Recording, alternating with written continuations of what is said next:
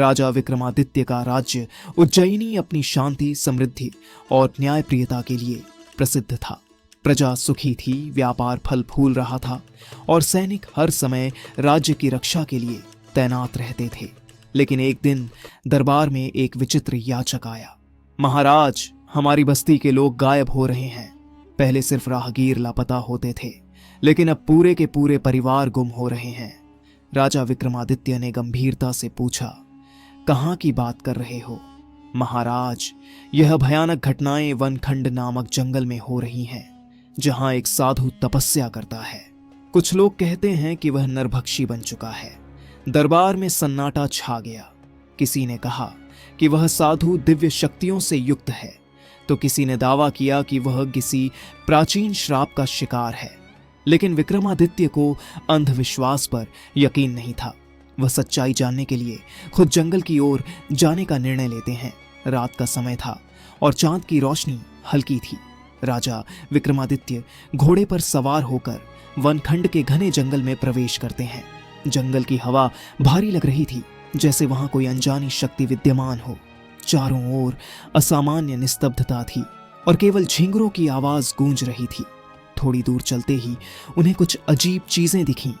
पेड़ों पर खून के धब्बे, इधर उधर बिखरी हुई टूटी फूटी हड्डियां और राख के ढेर जिनमें अधजले कपड़े दिख रहे थे। यह किसी सामान्य घटना का परिणाम नहीं हो सकता, राजा ने स्वयं से कहा। थोड़ी दूर चलने पर उन्हें एक छोटी सी कुटिया दिखाई दी। यह वही स्थान था जहां वह नरभक्षी साधु रहता था। विक्रमादित्य कुटिया के पास पहुंचे और जमीन पर बिखरी हड्डियों को देखा। तभी अंदर से एक गहरी डरावनी आवाज आई, राजा विक्रमादित्य, तुम्हें यहां नहीं आना चाहिए था। कुटिया का दरवाजा खुला और अंदर से एक लंबा, काला और भयावह साधु बाहर निकला। उसकी आंखें चमक रही थीं, उसकी दाढ़ी गंदी और उलझी हुई थी और उसका शरीर बहुत ही दुबला और असामान्य रूप से टेढ़ा था। तुम कौन हो? राजा ने तलवार संभालते हुए पूछा। मैं वह हूं जो रात में जागता है, जो मनुष्यों का मांस खाता है, और अब तुम मेरे अगले भोजन बनोगे। साधु ने एक क्रूर हंसी हंसी। अचानक साधु की आंखें और ज्यादा चमकने लगीं और वह हवा में उठने लगा। राजा ने महसूस किया कि यह कोई साधारण मनुष्य नहीं था, यह कोई शैतानी शक्ति थी। एक सेकंड में ही साधु जमीन पर कूद पड़ा और अपने नुकीले नाखूनों से राजा पर हमला कर दिया। विक्रमादित्य तुरंत अपनी तलवार निकालकर बचाव करने लगे, लेकिन साधु की गति असाधारण थी। उसके हर वार को चकमा देना मुश्किल हो रहा था। राजा समझ चुके थे कि यह एक महायुद्ध है। तभी साधु ने जमीन पर लात मारी, जिससे धूल का भयानक बवंडर उठा और कुछ भी साफ नहीं दिख रहा था। अंधेरे में साधु की डरावनी हंसी गूंज रही थी।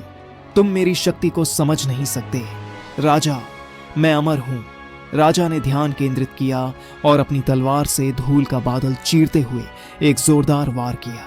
तलवार सीधे साधु के कंधे पर लगी, लेकिन रक्त की एक भी बूंद नहीं निकली। यह कैसा जीव है? राजा ने सोचा। साधु ने अचानक हवा में छलांग लगाई और अंधेरे में गायब हो गया। राजा ने चारों ओर देखा, लेकिन वह कहीं नहीं था। तभी एक धीमी दर्द भरी आवाज सुनाई दी, राजा, हमारी मदद करो। विक्रमादित्य ने पीछे देखा तो उन्हें जमीन पर जंजीरों से बंधे हुए कुछ मनुष्य दिखे। उनके शरीर पर खून और घावों के निशान थे। यह क्या हो रहा है यहाँ? यह साधु एक श्रापित आत्मा है महाराज, एक वृद्ध व्यक्ति ने कहा।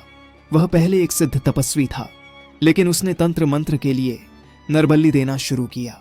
जब देवताओं ने उसे शाप दिया तो वह एक नरभक्षी बन गया।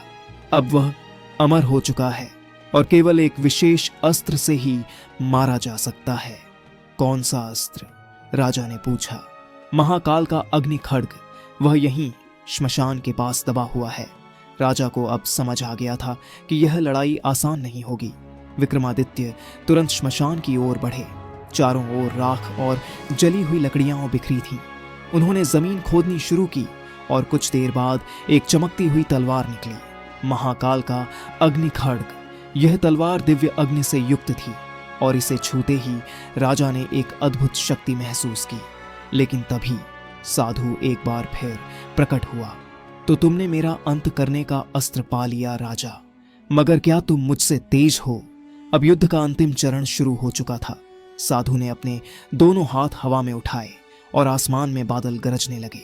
अचानक जमीन से कंकाल उठने लगे, जैसे वे जीवित हो गए हों। विक्रमादित्य ने अग्नि खड्ग को उठाया और एक ही वार में उन भूतिया कंकालों को नष्ट कर दिया। अब साधु और राजा आमने सामने थे। साधु बिजली की गति से आगे बढ़ा, लेकिन इस बार विक्रमादित्य तैयार थे। उन्होंने पूरी ताकत से अग्नि खड्ग साधु के सीने में भोंक दिया। तलवार के लगते ही साधु की चीख से पूरा जंगल गूंज उठा। नहीं, यह असंभव है, मैं अमर हूं। लेकिन दिव्य अस्त्र के सामने उसकी शक्तियां निष्क्रिय हो गईं। उसका शरीर जलने लगा और कुछ ही क्षणों में वह राख में बदल गया। नरभक्षी साधु का अंत होते ही जंगल का भय समाप्त हो गया। राजा ने सभी बंदियों को मुक्त किया और उज्जैनी वापस लौटे। नगरवासियों ने उनका भव्य स्वागत किया और महाकाल मंदिर में पूजा कर धन्यवाद दिया गया।